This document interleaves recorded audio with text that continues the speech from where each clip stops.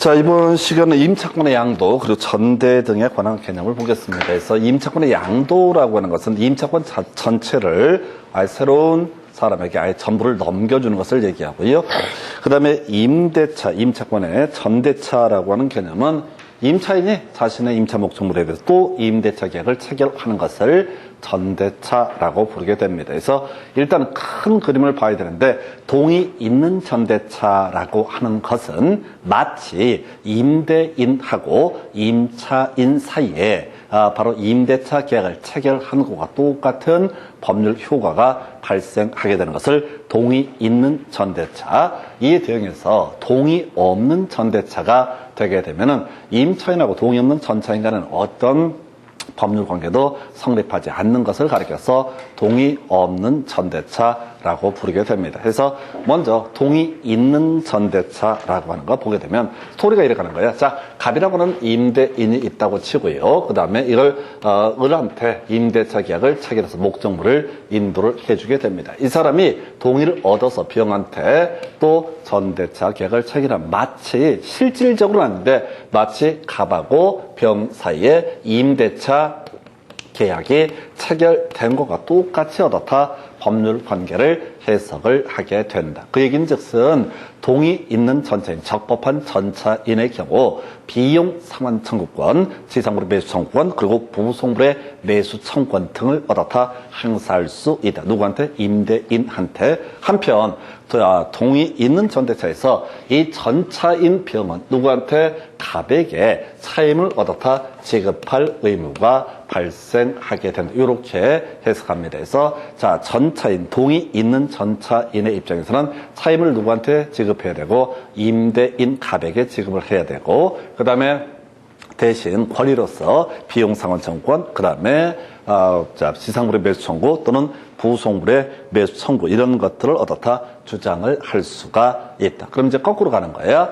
만약에 임대인 입장에서 동의 있는 전차인, 적법한 전차인이 차임을 지급하지 않게 되면 뭘 할 수 있다? 바로 해지라는 것을 할 수가 있다. 자, 그런데 이 해지는요, 임대인의 입장에서 동의 있는 전차인한테는 현실적으로 해지를 하고 싶어도 해지를 할 수가 없습니다. 계약을 체결한 적이 없었기 때문에. 그래서 어쩔 수 없이 이 사람의 권리를 소멸시키기 위해서 임대인은 누구한테? 임차인한테, 병을한테 어떻다 해지권을 행사를 하게 될 것이고, 그러면 이제 이 사람 병의 권리라고 하는 것은 권원 자체가 이제 없게 되는 거죠. 전차권이라는 것은 뭘 전제로 했을 때만, 임차권이 살아 있을 때만 유효한 것이기 때문에 이렇게 간접적으로 이렇게 전차권을 소멸시킬 수가 있다. 그래서 일단 적법한 전대차에서 임대인과 임차인의 합의로 계약을 종료했을 때 전차인의 권리는 소멸하지 아니한다. 왜?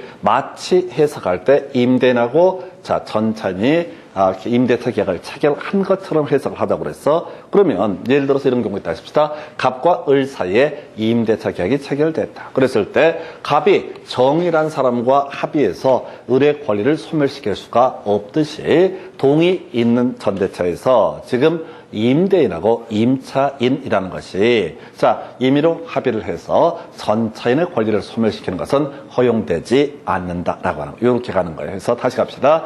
일반적으로 임대차에서 갑과 을이 임대차 계약을 체결했습니다.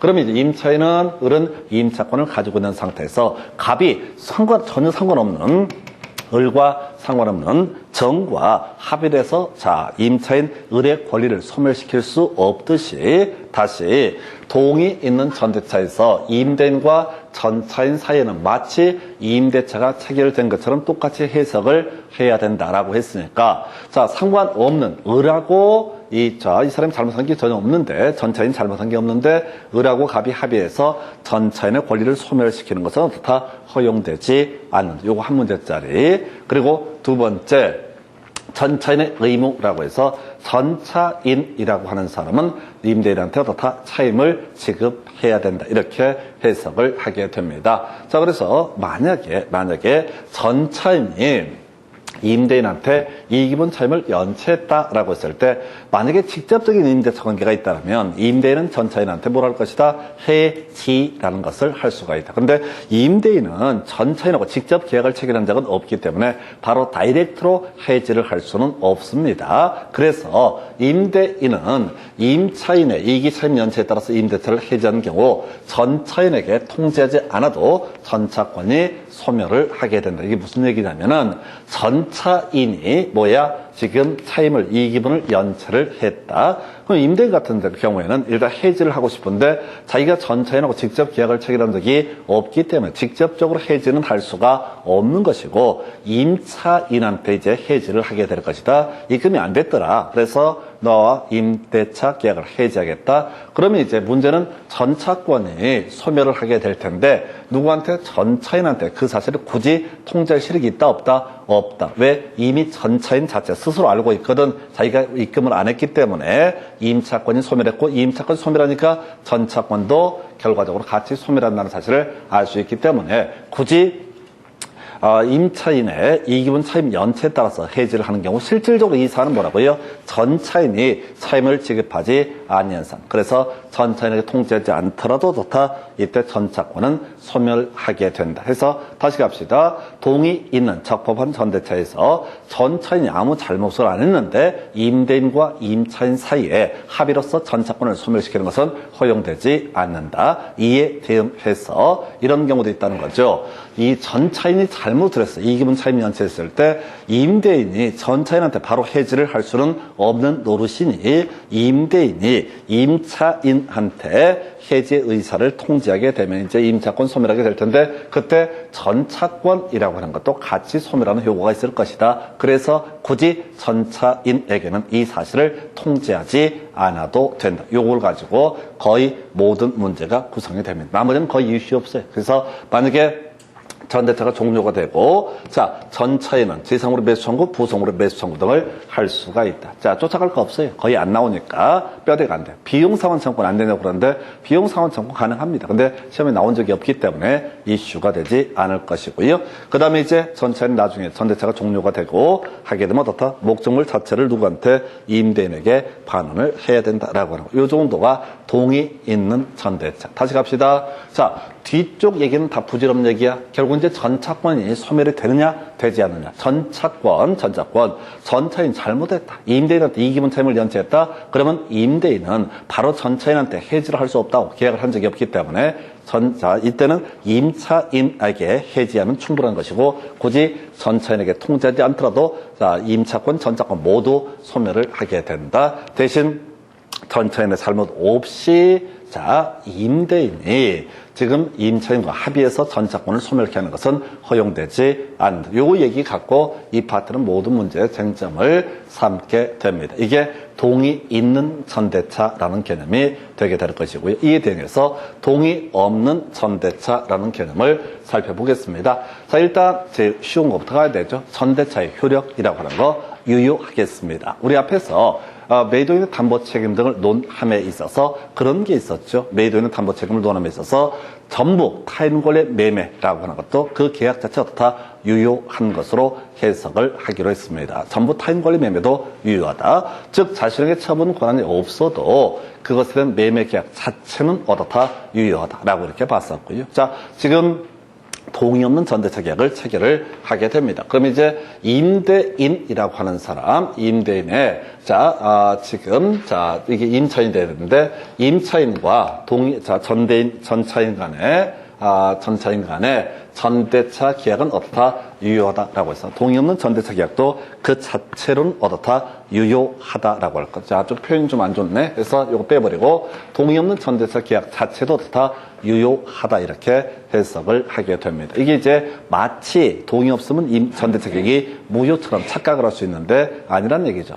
원이 없다 할지라도 당연히 문제가 되지 않는 똑같은 논리 구조 이런 식이지 어떤 물건에 대한 사용 수익 권능 또는 처분 권능이 전혀 없는 사람이 이 물건에 대해서 임대차 계약을 체결했다. 그 계약 자체도 다 유효하다 이렇게 봐야 되죠. 그 다음에 지금 전대인, 임차인이 되겠죠. 그래서 전대인은 전차인에게 전참으로 인도해줘야 되고 임대인의 동의를 받아줄 의무를 지게 된다 해서 요게 한 문제짜리 동의 없는 전대차 계약 자체는 어떻다? 유효한 것으로 해석한다. 이게 한 문제짜리고요. 두 번째 이슈, 해지할 수 있느냐라고 했을 때 우리 앞에 공부하셨어요. 자, 동의 없는 전대차가 있게 되면 임대인은 임차인에 대해서 어떻다? 해지할 수 있다. 이게 원칙이 되죠. 다시, 자, 여기서 파생되는 문제가 두 가지가 있죠. 자, 임의 규정 내기 다시 한번 기억하셔야 됩니다. 그래서 임차인의 권리 중에서 비용 상환 청구권이라고 하는 것은 임의 규정에 해당이 되게 된다. 그리고 또 하나 이슈 삼았던 것 중에 하나가 바로 자, 동의 없는 전대차를 했을 때 임대인이 임차인에 대해서 해지를 할 수 있다. 이 조항도 임의 규정. 둘 다, 자, 이것을 배제하는 특약이 있다면 민법보다는 그 특약을 우선 적용을 하게 된다. 그러면서 같이 비교했던 것이 지상물의 매수 청구나 부속물의 매수 청구는 강행 규정이기 때문에 이것을 배제하는 특약이라고 하는 것은 어떻다? 효력이 발생하지 않는다. 이런 식의 내용을 설명했던 바가 있습니다. 그래서 자, 원칙적으로 어떻다? 해지할 수 있다. 그런데 만약에 이런 동의 없는 전대차에 대해서 해지권을 배제하는 특약이 있다면 그건 유효하고 이런 배제 특약이 있을 때는 결과적으로 어떻다? 해지할 수 없다. 요거 하나의 이슈가 되겠고요. 그 다음에 그래서 동의 없는 전대차에 대한 임대인의 해지권 배제 특약이 있을 때 임대인은 임대차를 해지할 수 없다. 이게 이제 최근에 나왔던 문제이고 그 전에 전통적으로 나왔던 것이 소규모 전대차라고 하는 것은 소위 동의 없는 전대차를 할지라도 해지할 수 없다. 배제 특약이 없다라고 할지라도 해지할 수 없다라고 했어요. 자, 임차인의 무단 전대가 임대인에 대한 배신적 행위가 아니라고 한다면 임대인은 임대차를 해지할 수 없다라고 해서 이 어떤 경우냐면 자, 갑소유의 X 건물에 대해서 을과 임대차 계약을 체결을 하게 됩니다. 이 사람이 임차인이 되게 돼서 이 목적물을 예를 들어서 저걸로 이용을 하기로 한다. 중개업소로 활용을 하기로 한다라고 임대차 계약을 체결하게 되는데 임차인이 어떤 이유가 있어서 병과 전대차 계약을 체결하게 될 것이고 이 전차인이 예를 들어서 임대인과 부부관계다라고 한번 전제해 보고요.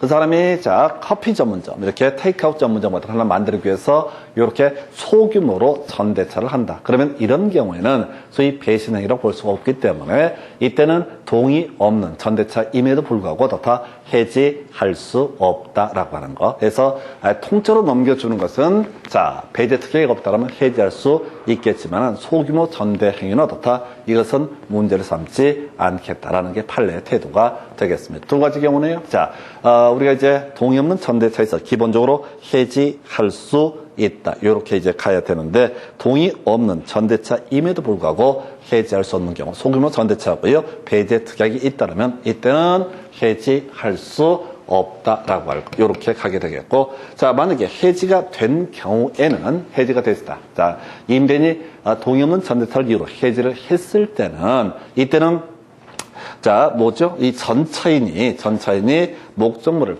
점유할 권 자체가 없습니다. 임차권 자체가 없는 상태에서 전차권이 이루어지면 전차권은 아무런 권리가 없기 때문에 이 목적물을 반환해야 되고요. 하지 않게 되면 부당이득 반환 또는 손해배상 청구 등을 할 수 있다 해서 하나, 둘, 셋, 세 개가 출제 포인트. 첫 번째 이슈, 동의 없는 전대차 그 자체도 어떻다? 자체가 유효한 것이 되게 된다. 이게 첫 번째 이슈. 두 번째, 동의 없는 전대차에서 임대인은 전차인에 대해서 동의 없는 전차를 이유해서 임대인은 임차인에 대해서 해지할 수 있어야 함이 원칙인데 시험에 출제가 되는 것은 동의 없는 전대차임에도 불구하고 그것이 배신 행위라고 불릴 수 없는 소규모 전대차이거나 혹은 배제 특약이 있는 상태에서 자 해지권을 배제하는 특약이 있는 상태에서 자 동의 없는 전대차가 이루어지게 되면 이때는 어떻다? 해지할 수 없다. 제가 주로 예를 드는 게 이런 거잖아. 어떤 사람이 갑소유의 X 토지를 임차인 을이 되면서 이 사람이 얘기를 합니다.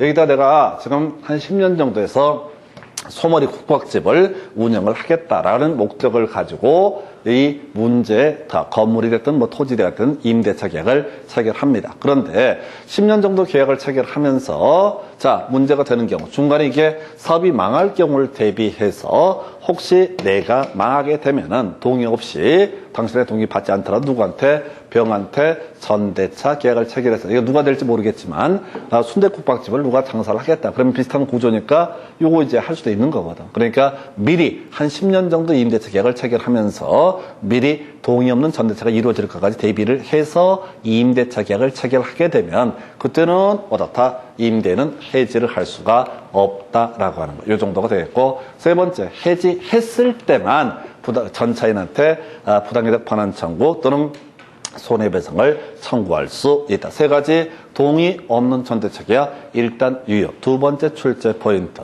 이 동의 없는 전대차와 관련해서 원칙은 해지를 할 수 있는데 해지할 수 없는 경우가 두 가지가 있게 되라. 소규모 전대차고요. 세 번째, 두 번째가 배제 특약이 있을 때 이때는 어떻다? 바로 해지할 수 없다. 세 번째, 해지했을 때만 전차인에게 목적물의 반환 청구 또는 이제 부당이득 반환 청구 등을 주장을 할 수 있는 것이지, 동의 없는 전대차에서 임차인한테 동의 없는 전대차를 이유로 해지를 하기 전까지는 전차인에게 뭐라고 얘기할 권리가 없다라고 하는 거. 이렇게 갑니다. 그래서 이걸 이제 묶어서 한번 가볼까요? 자, 동의 있는 전대차라고 하는 거 해서, 자, 전차인의 권리가 적법한 것이 되기 때문에, 자, 지금, 자, 동의 있는 전대차에서는 임대인과 임차인이 합의로 전차인의 권리를 침해하는 것은 허용되지 않는다. 근데 전차인이 잘못을 해서 이기분 차임을 연체해서 그 얘기를 달리 표현하면 임차인이 임대인에 대해서 이기분 차임을 연체한 효과가 발생하게 된다. 그래서 임대인은 임차인에 대해서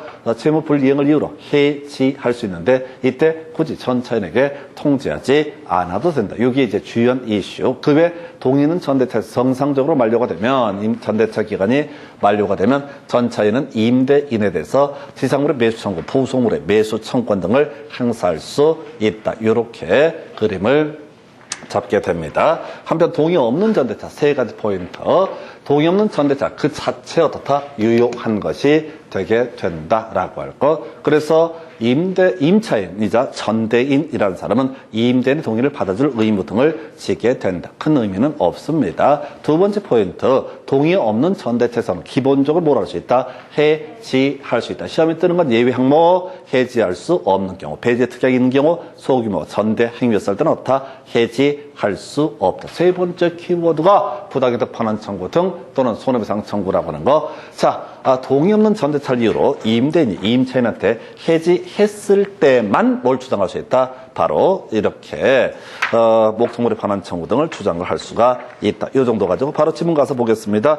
여러분 교재 253페이지 가서 관련 기출 문제 검토하시게 되면은 건물 임대인 갑의 동의를 얻어서 임차인 을이 병과 전대차 계약을 체결하고 건물을 인도해 주었다. 동의 있는 전대차 되겠습니다. 자, 옳은 것을 모두 고르셔서 기억번 임대인 갑하고요, 전대인 을의 합의로 임대차 계약이 종료가 되도록, 이걸 이제 굳이 해석하면 합의 해지라는 개념이 되게 되는 거죠. 우리가 앞에서 해지 이런 거 공부하실 때, 자, 임대차 기간이 끝나기 전이라도 임대인과 임차인이 서로 합의를 해서 다 임대차를 종료시킬 수 있다. 이걸 합의 해지. 합의 해지에서 출제 포인트가 됐던 것은 바로 이자를 쳐서 반환하거나 이런 것은 아니다라는 게 키워드가 됐었고요. 그래서 병의 권리는 소멸하지 않는다. 옳은 표현 되겠고요. 두 번째 이슈, 전대차 종료 시에 병은 자, 전물의 사용 편익을 위해서 을의 동의를 받아서 부속한 물건의 매수를 갑에게 청구할 수 있는 어려웠던 질문, 갑의 동의를 받아서 이렇게 가야 되거나, 또는 자, 갑의 동의를 받아서 누구한테 을로부터 매수를 했거나 또는 갑으로부터 매수를 했거나 이렇게 하는 거예요. 그래서 이 사안을 단순화시키면 갑의 동의를 받거나 갑으로부터 매수 두 가지 겁니다. 원래 임대인한테, 원래 지금, 자, 갑의 동의를 받거나, 임대인한테 동의를 받거나, 임대인으로부터 매수를 했을 때만 어떻다? 부속 매수. 이거 되게 어려워요. 니은번은 상당히 까다로운 지문이 되겠고, 일단 기억번은 무조건 오른편, 이렇게 가는 거예요. 이거 짧게 끼로 가셔야 되는데, 디귿번. 임대차와 전대차까지 모두 만료가 됐을 때 병은 건물을 갑에게 직접 명도해도 을에 대한 명도 의무를 면하지 못한다. 디귿번 틀렸죠? 기억번은 일단 오른편 확실히 옳고요. 디귿번은 확실히 틀렸어. 목적물을 누구한테? 임대인한테 반환하면 그걸로 끝나는 거지. 또 전대인한테 목적물을 반환할 의무는 없다라고 할 것. 그 다음에 리을번. 자, 지금 을의 차임 연체액이 2기의 차임액에 달해서 갑이 임대차 계약을 해지하는 경우 갑은 병에 대해서 그 사유의 통지가 없어도 해지로서 대항할 수 있다. 옳은 거죠? 그래서 여기서 사실 제일 중요한 게 기억번하고 리을번 두 가지예요. 기억번하고 리을번 두 가지가 가장 중요한 쟁점. 자, 동의 있는 전대차에서 전차인의 권리 함부로 소멸시킬 수 없다. 함부로 아니고 딱 하나 소멸시키는 게 뭐야? 전차인이 차임을 지급하지 않았을 때 현실적으로는 임차인이 차임을 지급하지 않았다는 표현을 쓰는데 의미상은 뭐라고요? 전차인이 차임을 지급하지 않았을 때 이때 한해서 뭘 할 수 있다? 바로 이때 한해서 해지할 수 있고 이때는 전차인에게 통지하지 않아도 된다 해서 기역, 리을 두 가지가 출제 이슈가 되겠습니다. 나머지 니은, 디귿을 보려고 하지 말고 기역, 리을만 뒤지게 보시는 거야. 제가 기역, 리을이 가장 중요한 포인트에서 이게 답을 뽑는 데는 이유가 있어요. 가장 중요한 쟁점을 가지고 구성합니다. 바로 이어서 255페이지 가서 동의 없는 전대차 설명드리겠습니다. 다시요. 기본 계속 외워야 돼. 동의 있는 전대차. 자, 전차인의 권리를 소멸시킬 수 있을 것이냐? 그냥 합의로는 소멸시킬 수 없다. 전차인이 이기분 차임 연체했을 때 임대는 임차인에게 해지하고 전차인에게 굳이 통지하지 않더라도 전차인의 권리는 소멸하게 된다. 두 가지가 이슈가 되게 되는 두 가지가 정확하게 잡아내고 두 번째 주제 동의 없는 전대차에서 주요 이슈. 자, 임대는 동의를 받지 않는 전대차 계약은 어떻다? 유효하다. 첫 번째 포인트. 두 번째 포인트가 해지할 수 있느냐 없느냐라고 하는 것을 갖고 쟁점을 삼게 됩니다. 해지할 수 없는 경우 두 가지. 배제 특약이 있을 때, 그 다음에 배신 행위로 볼 수 없는 소규모 전대차에서는 어떻다? 해지할 수 없다. 세 번째 이슈. 해지를 만약에 했으면 전차인은 불법 점유자가 되기 때문에 이때 임대인은 전차인에 대해서 부당이득 반환 청구, 손해배상을 청구할 수 있다. 자, 기본만 계속 외우시는 거야. 나머지를 자꾸 살을 붙이려고 하지 말고 기본이라도 외우셔야 돼. 이게 골고루 만약에 되면 골고루 다 놓쳐요. 그래서 여러분 교재 255페이지 관련 기출문제 5문제로 구성이 됐네요. 1번 임대인과 임차인 사이의 약정으로서 유효한 것은 해서 두 가지죠. 배제 특약 중에 유효했던 것이 비용 상환 청구를 배제하는 특약 유효했었고요. 그리고 이렇게 동의 없는 전대차에 대해서 자, 지금 해지권을 배제하는 특약 이것은 어떻다? 유효하다라고 해서 자, 답은 1번인가요? 임대인의 동의 없이 임차권을 양도할 수 있다라고 하는 이 약정은 어떻다? 유효한 것이 된다. 해서 이런 논리 구조라고 그랬어요. 지금 임차권의 양도나 전대차는 동일한 의미로 해석을 하셔야 돼. 그 말이 그 말이고 두 번째 이슈가 되게 되는 게 지금 임의 규정이 뭐가 있다? 두 개가 있다. 비용 상환 청구권. 임차인의 입장에서 비용 상환 청구권 임의 규정이다. 그래서 이것을 배제한 약정 유효하다. 그 다음에 이제 임대인의 입장에서 동의 없는 전대차를 했을 때 동의 없는 임차권 양도를 했을 때 해지할 수 있다라고 하는 그 약정. 자, 이것을 해지할 수 있다라고 하는 거. 그래서 이때 임대인이 해지할 수 있다는 그 권리를 배제하는 약정은 어떻다? 유효하다. 해서 임의 규정 다시 갑시다. 임차인의 권리와 관련해서 제약할 수 있는 게 비용 상환 청구권을 배제하는 약정. 이것은 어떻다? 유효하다. 그 다음에 임대인의 권리와 관련해서 동의 없는 전대차에 대해서 이 해지권 배제하는 약정이라고 하는 것. 이것도 어떻다? 유효한 것. 답은 1번 이렇게 보시고 나머지 볼 필요 없고요. 2번 문제. 임차인 을은 임대인 갑의 동의 없이 병과 전대차 계약을 맺고 임차 건물을 인도해 주었다. 다시 세 가지 포인트. 동의 없는 전대차 그 자체로 어떻다? 유효하다. 두 번째, 해지할 수 있어야 되는데 시험에는 해지할 수 없는 케이스. 바로 배신적 행위로 볼 수 없을 때. 그리고 또 하나, 배제 특약이 있다면 어떻다? 해제할 수 없다. 해지할 수 없다. 이렇게 봤어. 세 번째, 바로 동의 없는 전대차에 대해서 해지를 했을 때 전차에는 목적물을 점유할 권한이 없다. 그래서 부당이득 반환 청구 또는 목적물의 자 다음에 손해배상 청구 등을 할 수가 있다. 가보겠습니다. 1번 갑과 을의 합의로 임대차 계약이 종료되더라도 병은 갑에 대해서 전차권을 주장할 수 있다. 이건 동의 있는 전대차 할 때 했던 얘기죠. 이 문제가 좀 까다로워요. 지문 5개, 4개 중에서 3개인가가 동의 있는 전대차를 전제로 문장을 구성을 했어요. 자, 그래서 만약에 동의 있는 전대차라면 1번은 옳은 편이 되겠죠. 근데 동의 없는 전대차이기 때문에 틀렸다. 2번 병은, 전차인 병은 을에 대한 차임 지급으로 갑에게 대항할 수 없으므로 차임을 갑에게 지급을 해야 된다. 이게 이제 동의 있는 전대차 얘기죠. 동의 있는 전대차에서 전차인은 누구한테? 임대인한테 차임을 지급해야 된다. 3번 질문. 갑은 임대차 계획이 존속하는 한도 내에서 병에게 불법 점유를 이유로 차임 상당의 손해배상을 청구할 수는 없다. 이걸 답을 뽑았나요? 동의 없는 전대차에서 임대인은, 임차인한테 뭐라고 할 수 있다? 해지할 수 있다. 이게 원칙이었었죠? 근데 해지를 안 한 상태에서 전차, 동의 없는 전차인 병에 대해서 목적물의 반환 청구 또는 손해배상 청구 등을 할 수가 없다라고 답은 3번으로 구성을 했어요. 3번으로 구성을 했고요. 4번 질문요. 임대차 계획이 해지 통고로 종료하는 경우 병에게 그 사유를 통지하지 않으면은 해지로서 병에게 대항할 수 없다 해서 이 말 자체가 안 되는 거야. 만약에 동의 있는 전대차라면 병에게 통지하지 않더라도 이 해지권을 주장을 할 수가 있다. 그래서 4번은 말도 안 되는 거야. 그 다음에 5번 질문. 전대차가 종료하면 병은 전차물의 사용을 위해서 을의 동의를 받아서 보수한 물건의 매수를 갑에게 청구할 수 있다. 이건 아까 동의 있는 전대차에서도 부인됐던 개념이죠. 동의 있는 전대차에서도 임대인의 동의를 받거나 임대인으로부터 매수를 했으면 어떻다? 부속물의 매수를 청구할 수 있지만은 누구한테 임차인 또는 전대인의 동의를 받은 경우 어떻다? 일단은 부속물의 매수 청구를 할 수가 없다. 이게 어디서 나왔었냐면 이 문제가 지금 5번 지문이요. 아까 앞에 문제 중에서 253페이지 어디 있어? 니은번 253페이지 니은번 얘기를 그대로 끌고 들어왔다고. 물론 순서는 얘가 더 빠른데 니은번 전대차 종료 시에 동의는 전대차에서 전대차 종료 시에 이 전차인 병은 건물의 사용 편익으로 해서 임차인 또는 전대인 을의 동의를 받아서 부속한 물건의 매수를 임대인에게 매수를 청구할 수 있다 해서 틀리게 뽑았다고.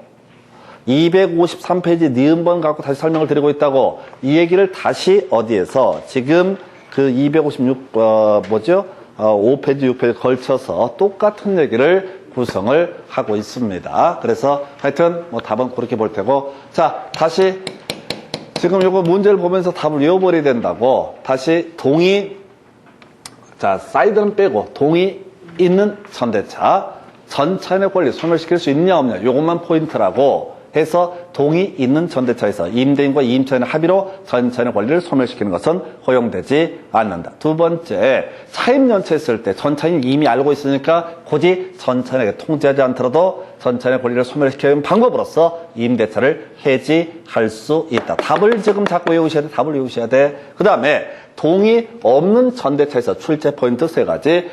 임대인의 동의를 받지 않는 전대차 계약은 그 자체로 첫 번째 유효하다. 두 번째, 해지할 수 있어야 합의 원칙인데 해지할 수 없는 경우 배제 특약이 있거나 소규모 전대 행위였을 때는 어떻다? 해지할 수 없다. 세 번째, 해지했을 때 전차인한테 부당이득 반환 청구, 목적물의 반환 청구 등을 할 수가 있다. 손해배상을 청구할 수 있다. 목적물을 돌려주지 않았다는 전제에서 해서 요렇게 보시오. 그래서 답은 2번 문제 답은 아까 4번인가 그래서 요렇게 3번이었나? 하여튼 3번에서 다시 보니까 갑은 임대차 계획이 존속하는 한도 내에서 병에게 손해배상 청구할 수 없다. 그 얘기는 이제 해지했으면 어떻다? 손해배상을 청구할 수 있다. 목적물의 반환이 이루어지지 않게 되는 그런 얘기가 되겠습니다. 그 정도고요. 다시 3번 문제 가볼까요? 자, 여러분 교재 256페이지. 갑소의 건물을 임차하고 있던 을이 갑의 동의 없이 이를 다시 병에게 전대했다. 틀린 건 쟁점 3가지. 첫 번째, 동의 없는 전대차는 어떻다? 유효하다. 두 번째, 해지할 수 없는 경우 2가지 있었죠? 바로 배제 특약이 있을 때, 그리고 또 하나의 쟁점이 됐던 것이 지금 소규모 전대차 해지할 수 없다. 그리고 해지했을 때 바로 누구한테? 전차인한테 부당이득 반환 청구 등을 주장할 수 있다. 그래서 머릿속으로 자꾸 외워야 돼. 그냥 쳐 읽은 게 중요한 게 아니에요. 이 파트에서 그동안 통계적으로 어떤 것을 답을 뽑았나 이걸 미리 알고 들어가셔야 됩니다. 해서 여러분 교재 1번 지문 가서 보겠습니다. 갑이 임대인, 을이 임차인, 병이 동의 없는 전차인이라고 되어 있고요. 1번 특별한 사정이 없는 갑은 무단 전대를 이유로 임대차 계약을 해지할 수 있다라고 해서 원칙적으로 다 해지할 수 있다. 옳은 표현. 2번. 을은 병에게 건물을 인도해서 병이 사용할 수 있도록 할 의무가 있다. 동의 없는 전대차에서 전대인과 전차인 사이의 관계는 유효하기 때문에 당연히 사용 수익을 하게 해줘야 된다. 을의 입장에서. 3번 을과 병의 전대차 계획에도 불구하고 갑과 을의 임대차 관계는 소멸하지 않는다. 상당히 애매한 질문. 자, 일단은 임대차 자체가 바로 소멸하는 것은 아니고 해지할 수 있음이 원칙이다. 이런 의미가 되겠고요. 4번 임대차 계약이 임대차 계약이 존속하는 동안에는 갑은 병에게 손해배상을 청구할 수 없다. 이건 맞는 거죠. 그 다음에 5번 질문요. 을이 건물의 소부분을 병에게 사용케 한 경우 이때는 어떻다? 해지할 수 없다가 돼야 되죠. 근데 있다에서 틀리게 뽑았다. 다시 가볼까요? 틀린 것을 고르죠. 1번은 옳은 표현, 2번 질문 옳은 표현. 자, 그 다음에 3번 좀 유보. 4번 임대차 계약이 존속하는 동안에는 갑은 병에게 손해배상을 청구할 수 없다. 이것도 옳은 표현. 그 다음에 5번 질문 건물의 소부분을 전대차했을 때 해지할 수 있다. 답 잘못되어 있죠? 답이 잘못되어 있습니다. 5번 질문이 답이 돼야 돼요. 지금 편집이 잘못되어 있어요. 5번이 틀리게 되어 있으면 3번이 아니라 5번이 틀리게 되어 있어요. 그래서 이렇게 그 답을 수정을 해주셔야겠다 해서 3번이 틀린 게 아니라 5번이 틀렸다고요? 그걸 5번으로 수정을 해 주실 거 해서 자, 요걸 갖고 쟁점을 삼아냈고요. 그 다음에 4번 문제까지 가볼까요? 자, 갑은 자신의 X 건물을 을에게 임대했고, 을은 갑의 동의 없이 X 건물에 관한 임차권을 병에게 양도했다. 동의 없는 전대차 얘기가 되겠습니다. 다음 설명 중 틀린 것은 해서 1번, 을은 병에게 갑의 동의를 받아줄 의무가 있다. 옳은 표현. 2번, 을과 병 사이의 임차권 양도 계약은 유동적 무효. 요걸 틀리게 뽑았죠? 해서 자, 우리가 이제 유동적 무효는 없어요. 유동적 무효는 두 가지입니다. 허가 구역 내 토지 거래하고요. 계약이 무권 대리에서 지금 본인의 추진받기 전에 그 무권 대리 행위는 어떻다? 유동적 무효. 두 개만 나와요. 그래서 이거 그냥 유효가 되는 거죠. 아까 따로 얘기 안 했잖아요. 동의 없는 전대차 계약, 동의 없는 임차권 양도 계약도 어떻다? 일단은 유효하라. 그래서 답은 2번 됐고요. 3번 갑은 을에게 차임의 지급을 청구할 수 있다. 아직 해지하기 전까지 갑은 임차인에게 차임 지급 청구할 수 있고요. 만약 병이 을의 배우자이고 X 건물에서 동거하면서 함께 가구점을 경영하고 있다면 갑은 임대차 계약을 해지할 수 없다. 소규모 전대 행위는 어떻다? 해지할 수 없다. 그 다음에 5번 만약 을이 갑의 동의를 받아서 임차권을 병에게 양도했다라면 이미 발생한 을의 차임 연체 차임 채무는 특약이 없는 병에게 이전되지 않돼서 5번은 버리실까 해서 5번은 어려운 판례 질문 쫓아가시면 안 돼요 해서 답은 간단하게 구성을 뽑아냈고요. 마지막 문제 5번 문제까지 가볼까요? 자, 갑 소유 엑스토즈를 건물 소유 목적으로 임차한 을은 갑의 동의 없이 이를 병에게 전대하였다. 틀린 것은 1번 을과 병 사이의 전대차 계약은 유효하다. 아까 요걸 갖고 유동적 무효 운운해서 틀리게 뽑아냈었죠. 2번 질문 갑은 임대차 계약이 종료하지 않으면 엑스토즈 불법 점유를 이유로 병에게 부당이득 반환 청구를 할 수는 없다. 옳은 표현 되겠습니다. 3번 질문요. 갑은 임대차 계약이 존속하는 동안 엑스토즈 불법 점유를 이유로 병에게 손해배상을 청구할 수도 없다. 뭐 하나만 한 얘기지. 2번, 3번 같은 세트였었고요. 4번 만약 을이 엑스토지에 신축한 건물의 보존기를 마친 후 스톱! 얘는 뭐가 더 대항력이 발생하게 된다. 이걸 떠올리셔야 돼. 그러니까 이 토지 임대차에서 건물에 관한 보존 등기가 있으면 어떻다? 대항력이 발생되게 된다. 그 후 정이 엑스토지의 소유권을 취득을 했다라고 했을 때 을은 정에게 건물의 매수청권 행사할 수 없다. 이거 틀렸죠? 그래서 이게 이제 앞에서 지상물의 매수 청권 얘기랑 같이 엮어서 구성을 한 케이스야. 대항력이 있다면 어떻다? 이때 바로 지상물의 매수 청권 행사할 수 있다. 소유자가 바뀌더라도 이미 아까 봤던 문제예요. 답이 됐던 주제 중에 하나가 이 녀석이었어. 그러니까 이 문제를 보다 보면은 위치가 이렇게 막 섞여서 내고 등등등 있어도 답이 되는 주제는 거의 다 유형화되어 있어. 방법은 수험생 입장에서는 그 답이 되는 걸 뒤지게 외우는 거야. 중간중간에 펑크가 나도 상관이 없어. 논리적으로 논리 정연하게 깔끔하게 정리가 되지 않아도 전혀 상관이 없어요. 그저 포인트 자체를 외우실 거. 그 다음에 이제 5번, 이게 이제 틀리게 뽑아냈고, 5번, 만약 을이 엑스토제대에 신축한 건물의 소유권을 임대차 종료 전에 무액에 이전했다면, 이때 을의 건물 매수 청구는 인정되지 않는다 해서 아까 이 4번, 5번 얘기는 지상물의 매수 청구라는 주제를 엮어서 구성한 케이스가 되겠습니다. 그래서 자, 하여튼 요 정도까지 했어요. 자, 지금 동의 없는 전대차 관련한 개념까지 체크해주고 잠시 끊었다가 이제 주임법 이렇게 특별법 확인하도록 하겠습니다.